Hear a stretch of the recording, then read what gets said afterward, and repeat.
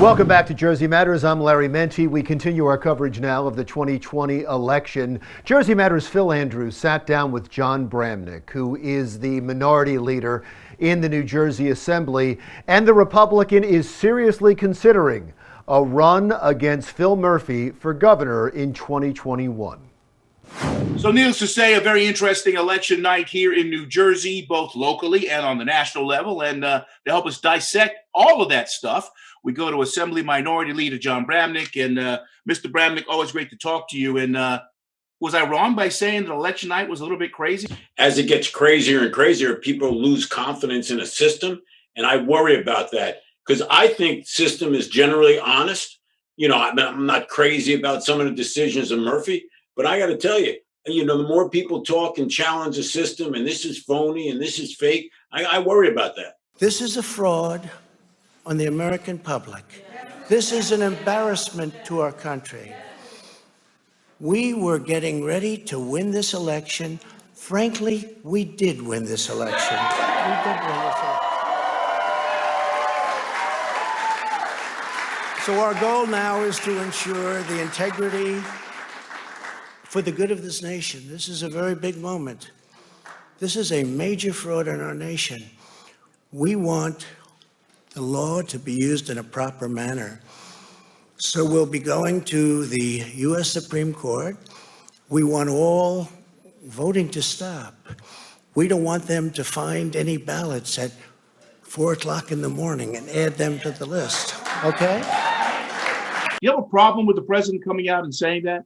Yeah, I do. Okay. Well, first of all, if the state law allows the state to take those ballots as of the date they're postmarked, why is that fraud? That I thought we allowed states to make those decisions. There's no federal uniform law. Maybe there should be, but there is none. So the fact that they come in the next day or the day after and they mailed in and they're legitimate and it's a voter and the signatures meet, I mean, why is that an issue? Now, in addition to voting for the presidency, New Jersey residents also had a chance to vote on legalizing marijuana, which they fully embraced. Question is, can the state monetize this move? Well, it depends on the actual details, because the details haven't actually been worked out.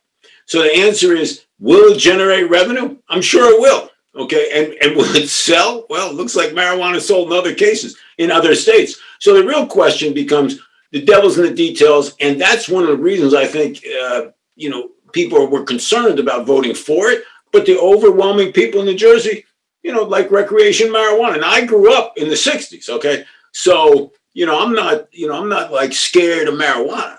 I always think the devil's in the details. Where is it sold? Who's it sold to? How do you deal driving under the influence? How do you tax it? Whether people can grow it at home. The details are going to be difficult, I think, for the administration to work out. That whole referendum, that whole reason that was put out there was twofold. One, because I think the Governor Murphy saw that they could get some revenue for it by taxing it. The other thing was decriminalization, as far as putting people in jail for a low-end crime. Do you agree with that aspect of it? I've always been in favor of decriminalization. Part of my law practice here in Scotch Plains is we defend people charged.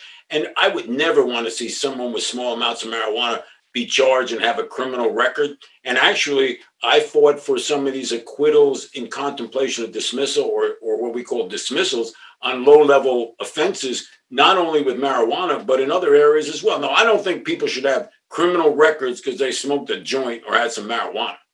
By the way, the new measure is expected to generate about $126 million a year once the market is established, which obviously could help New Jersey plug budget gaps left by the pandemic. For Jersey Matters, I'm Phil Andrews.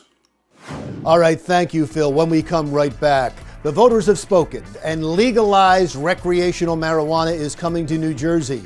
You'll hear from some of those voters yourself when Jersey Matters continues.